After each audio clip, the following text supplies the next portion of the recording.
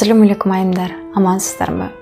Эмнегедир мен ушул тарбия темасына, жүрүм-турум, өзүн издөө, мотивация темасына мени ушунчалык шыктандырат. Буюрса бүгүн да сиздер менен сонун бир окуя менен бөлүшкүм келип турат. Убакыттын өтүшү менен тарбия маселесине ушунчалык мен кызыгып келатам. Өзүмдөгү кемчиликтерди, өзүмдөгү өзгөртүүнү каалаган адаттарды чындыгында бул нерселер адамдын жашоосунда маанилүү экенин, адамга бирөө үйрөтпөсө, мисалы бизге берилген ата-энебиз дагы мына ушул максатта берилгендигин мен түшүндүм. Ата-эне жөн эле баланы курсагын тойгузуп, же муктаждыктарын кандырып эле койбосун, ошончолук деңгээлде тарбия берүүсү керек экен. Эң негизгиси ашказанынан, муктаждыгынан дагы биринчи очередте ошол жүрөгүн жана тарбияда жакшы адаттарды балага үйрөтүүнү дагы эң негизгиси роль экенин мен азыркы учурда түшүнүп келатам. Каналымдын ачуу максатым дагы үйдө декретте отуруп калганда бүгүнү каалаган же өсүүнү каалаган айымдарга пайдасы тийсин деген максатта бул канал ачылган. Ошол максаттын дагы улантуу максатында бүгүн сиздерге сонун бир таасир берүүчү окуя менен бөлүшкүм келди. Жакшы тарбиянын жемиши. Бир аял күйөөсү менен бир канча жыл жашап, балалы болбой ажырашып кетиптир. Күйөөдөн ажырагандан кийин тим олтура албай эшик алдына бир түп терек тигет.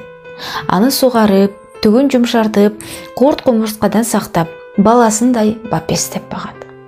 Ар тарабынан өнүп чыккан ботактарын кесип таштап, балам, сага мындай жаман кылыктар жарашпайт деп күлүп койчу. Күндөр өтүп терек асман тиреп чоңое берет. Ошол заматта бир падыша өзүнө ак сарай салдыра баштайт. Кабат-кабат салынган сарайдын эң жогорку түндүгүн көтөрүп тура турган узун жыгач эч жерден табылбай коет. Падыша бүт аймактарга чабарман жиберет.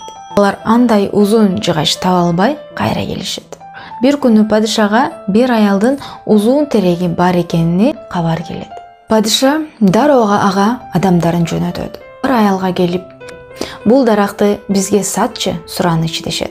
Бирок аял, кечиресиздер, бул дарак эмес, бул менин балам. Кайсы эне өз баласын акчага сатсын деп көнбөй коет. Алар падышага болгон окуяны айтып келишет. Анан аялга падыша өзү барат да, о меримдүү эне, ар бир аял баласын бир керекке жарасын деп тарбиялайт. Уулуңузду падышага кызмат кылсын деп сурануу үчүн өзүм келдим, дейт. Аял макул болуп даракты кестирет. Анан падышага карап, эгер сиз уруксат берсеңиз, мен каалаган убактыма барып, уулумду көрүп турсам болобу, дейт. Падыша макул болот. Бир күн аял ак сарайга келет. Ак сарайга кирер замат өзү өстүргөн үстүндү жазбай тааныйт. Анан анын жанына келип колун менен сылап, бир нерселерди айта баштайт. Аны көргөн падыша акырын жакындап келип тыңшаса, аял устунга карап минтип жатыптыр. Көрдүңбү балам, мен сага жакшы тарбия бердим.